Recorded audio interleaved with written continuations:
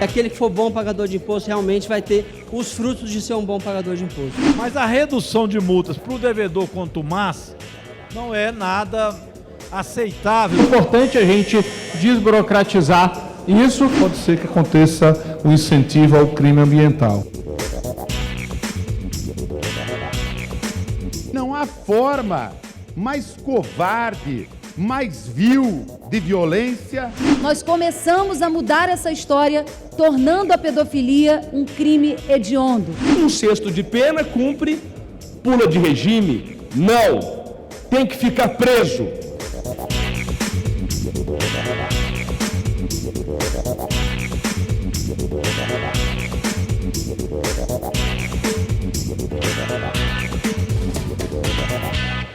A semana do plenário começou agitada com a visita do piloto britânico heptacampeão mundial de automobilismo Lewis Hamilton, que na segunda-feira recebeu da Câmara o título de cidadão honorário do Brasil. Na sequência, deputados aprovaram em consenso acordos internacionais, além do projeto que reconhece o cristianismo como manifestação cultural.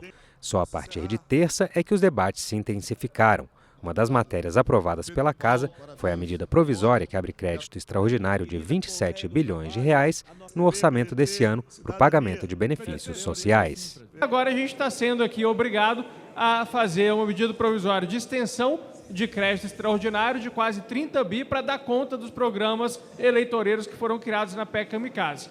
Nós fomos contra a PEC Kamikaze, vamos ser contra essa medida provisória e vamos ser contra a PEC da transição, pelo que está sendo colocado aí, que é um novo fura-teto, se não for, acaba-teto. PL, governo e maioria, vota sim, senhor presidente, por achar que essa medida provisória é muito importante pela transferência de renda para os programas de Auxílio Brasil, Auxílio Gás, aquisição de distribuição de alimento e outros. É fundamental, necessário, manter estas ações de caráter social.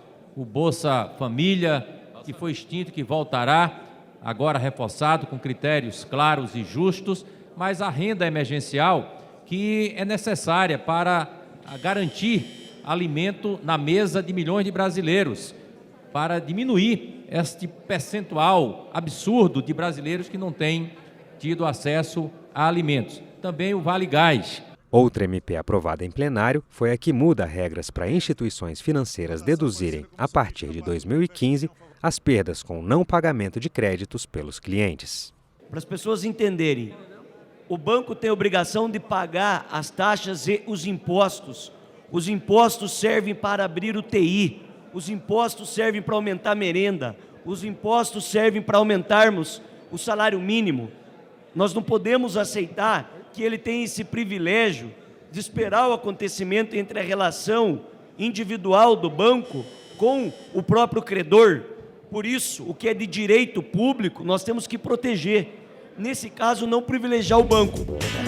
Primeiro eu quero registrar que a compreensão que tive na reunião de líderes hoje, de parte dos líderes, é que essa matéria não seria votada hoje. Não sei se houve acordo, apesar de não ter sido consultado. Todos os líderes da casa, da oposição e do governo, cansaram de me fazer apelo para votar essa matéria.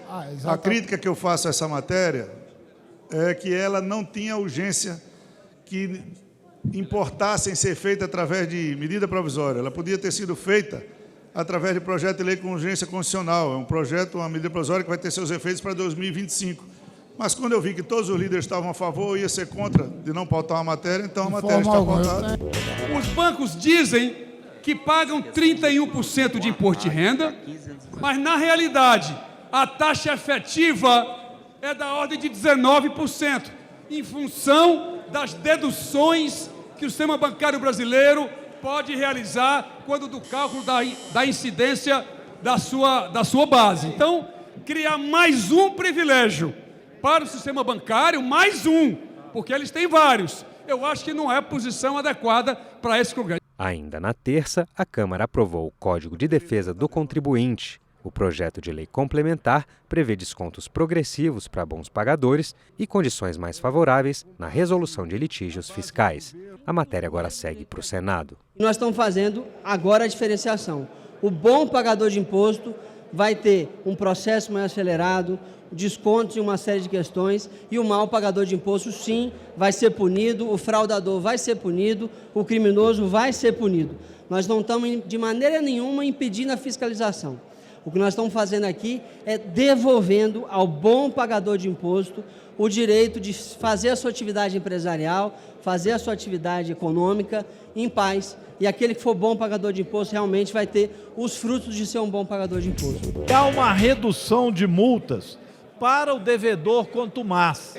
Reduzir multas é algo que é permitido, tem que ser feito por várias vezes, até para avançar no ponto de vista econômico.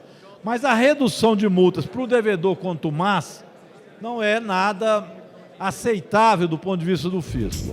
Um projeto que traz um equilíbrio na relação entre o fisco e o pagador, porque o pagador ele não tem como se defender. Custa muito caro. Ele, quando leva uma atuação, ele já tem que procurar advogados que cobram muito caro. Isso é custo Brasil, isso é insegurança jurídica. Esse projeto dá mais direitos, dá mais segurança jurídica. E vamos lembrar, presidente, que hoje temos quase 5 bilhões de reais em contenciosos tributários, que é justamente provocado pela insegurança jurídica do atual sistema tributário e desse poder quase que monocrático das receitas, seja estadual, federal ou municipal. A preocupação de que a gente tenha, numa matéria como essa, um perdão permanente para os grandes devedores. Nós não podemos aceitar que isso aconteça. E por esse motivo, a bancada do PSOL está fazendo a orientação do voto contrário. A transação tributária estende-se nesse momento, através do PLP 17, à Receita Federal.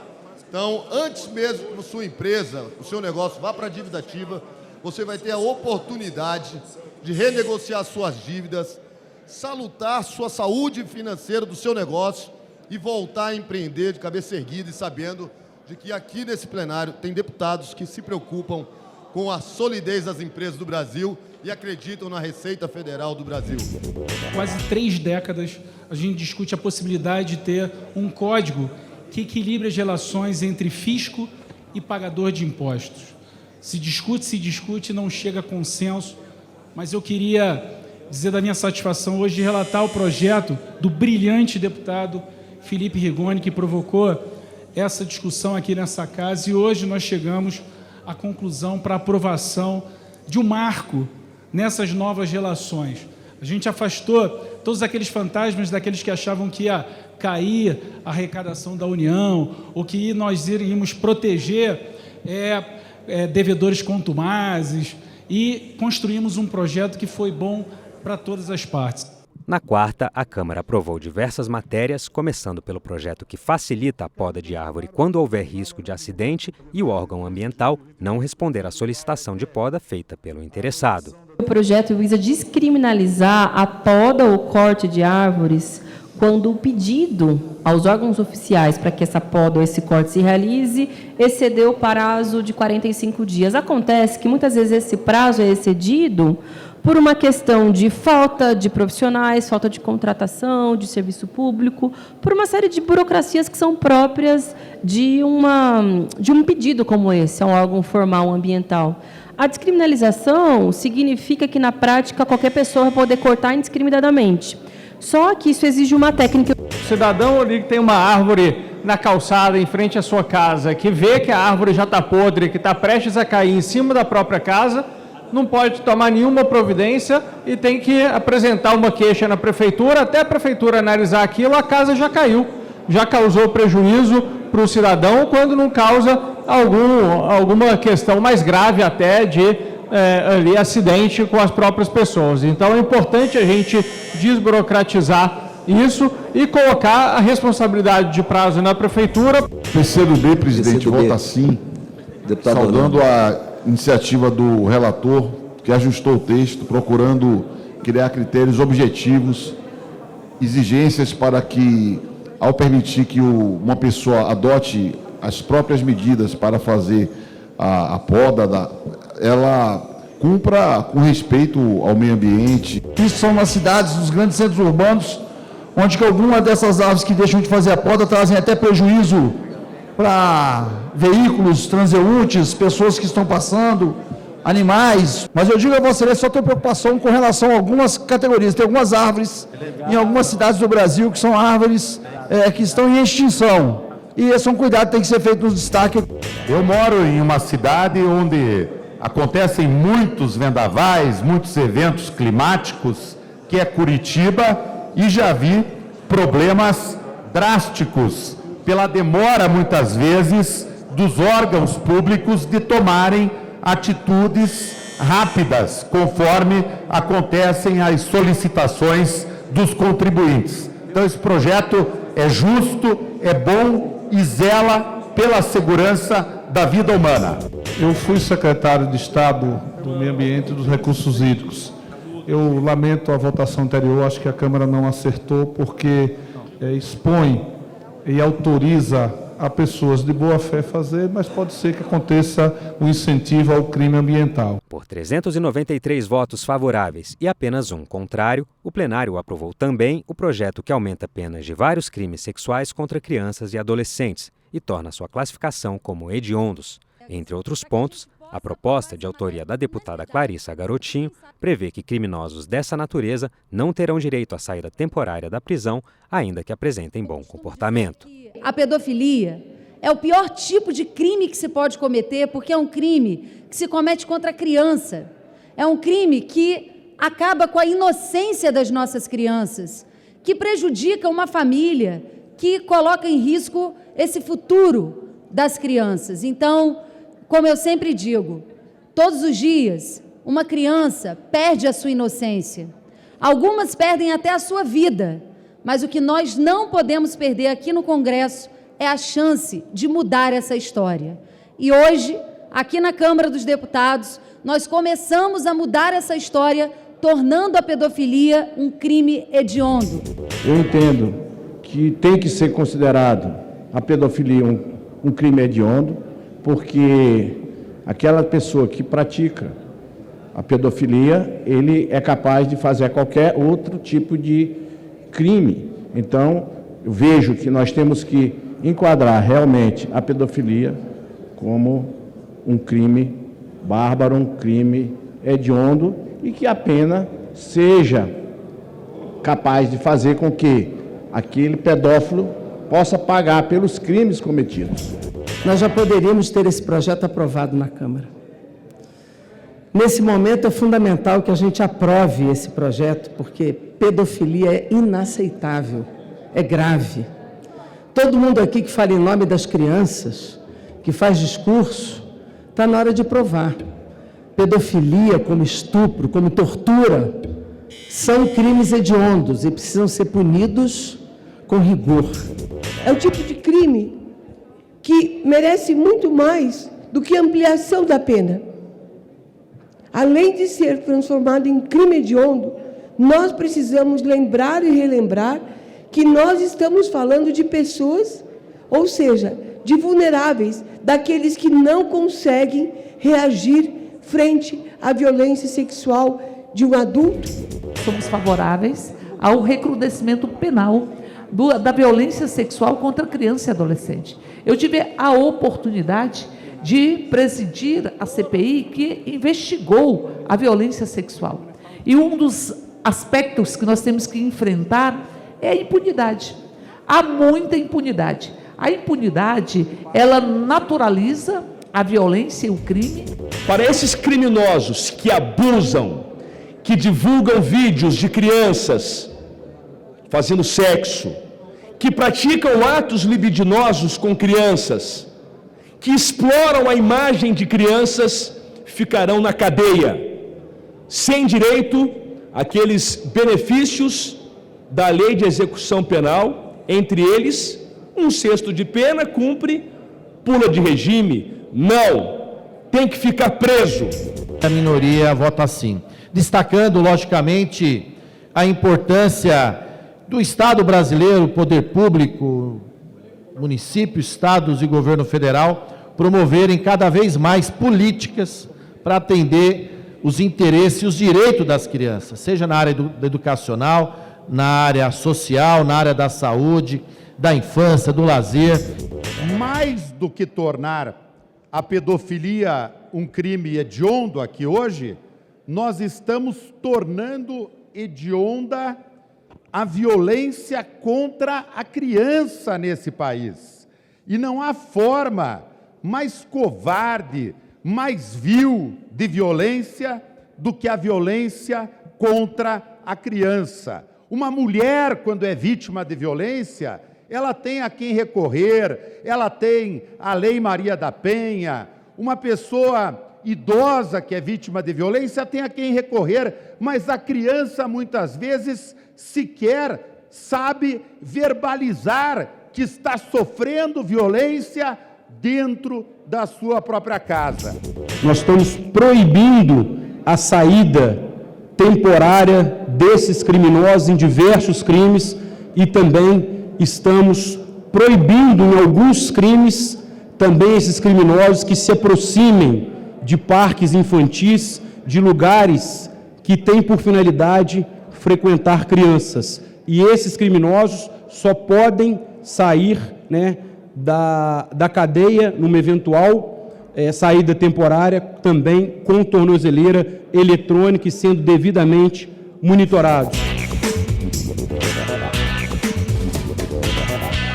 A análise do projeto de lei complementar que prorroga para o ano que vem a liberação de recursos dos fundos estaduais e municipais de saúde e assistência social e que poderiam ser usados para financiar o piso salarial dos profissionais de enfermagem foi adiada pelo presidente da Câmara, deputado Arthur Lira, depois de surgirem dúvidas acerca do total de recursos disponíveis. Esse PLP trata de uma solução emergencial para destravar esse piso, dando uma injeção na veia dos municípios, desbloqueando 4 bilhões de reais para estados e municípios que estão parados nas contas desde o ano de 2020 e também viabilizando até 2 bilhões de reais para Santas Casas como forma de viabilizar o pagamento do piso.